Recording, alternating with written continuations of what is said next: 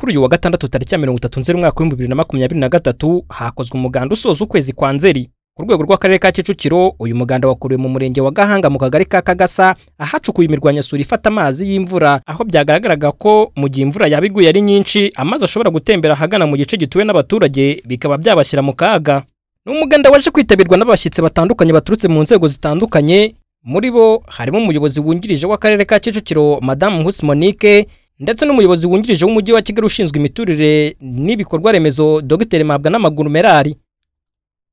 Mu butumwa bwo hagarara akarere ka Kicukiro, Madame Nkusi Monique yatangiye ashimira abaturage b'uyu murenge wa Gahanga, ndetse anabibutsa ko bagomba kwihutira gutanga mituweli de sante. Nabyo tubyibuke kuko indwara yagutunguye, turifuza kutazarembera mu rugo.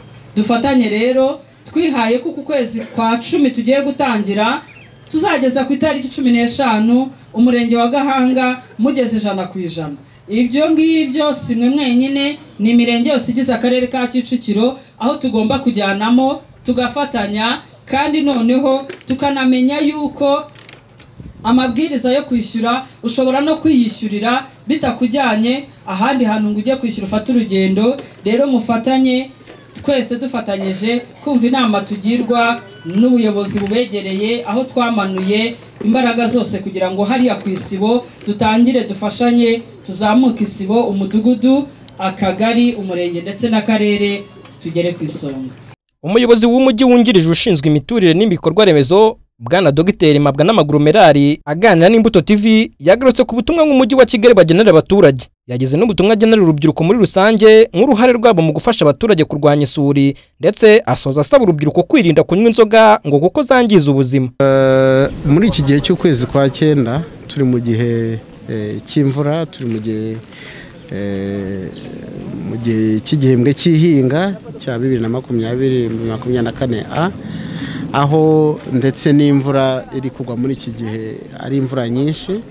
So ibikorwa byakozwe mu muganda rero biri muri bimwe bidufasha mu kurushaho kurwanya isuri dutwara ubutaka, ariko rimwe na rimwe isuri murabizi ko ijyana ibyibonye byose, rimwe na rimwe y'amazi atuyobowe neza n'igihe atwara ubuzima bw'abantu. Aha rero twaciye imirwanyasuri kuri hegitari zirenga 4, ndetse muri iki gihe cy'imvura tukaba dukangurira n'abaturage kurushaho gukomeza ibikorwa byo kurwanya isuri, birinda kujugunya imyanda mu miferege y'amazi, ahubwo bakayikuramo, kuyisibura, gusibura imiferege y'amazi, ndetse no gufata amazi aturuka ku nzu zabo, kugira ibigega bifata amazi y'imvura, by'umwihariko nanone no kubyaza umusaruro iyi mvura, kugira ngo nkuko twinjira muri iki gihembwe cy'ihinga ubutaka butabyazwa umusaruro bushobore kuba bwahingwa, kugira ngo muri uyu mujyi dukomeze no kugira ibiryo.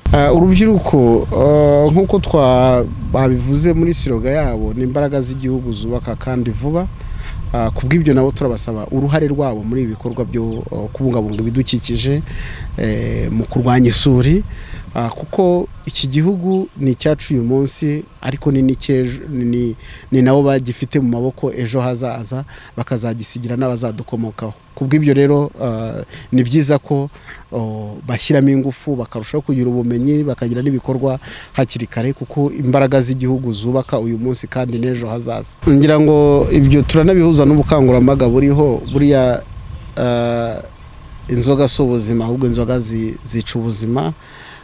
Mu by'ukuri umuntu ntakwiye kuba indiri y'ibice intege umubiri. Turakangurira urubyiruko kwirinda inzoga, kwirinda ibintu byose bishobora kwangiza ubuzima bwabo bakiri bato, ahubwo bagakoresha ubwonko bwabo mu gutekereza, ndetse n'amaboko yabo mu gukora, kuko mu gukora niho haturuka igisubizo cyo kubaho igihe kinini, ndetse no kugana ku bukungu n'imibereho myiza, kurusha uko umuntu ajya mu biyobyabwenge, kuko ikiyobyabwenge nta kindi gikora uretse kukwica uyu munsi, ejo ukabaho utariho. Mu mujyi wa Kigali, nari Fraterne Frank Rwizangoga kubw'Imbuto TV.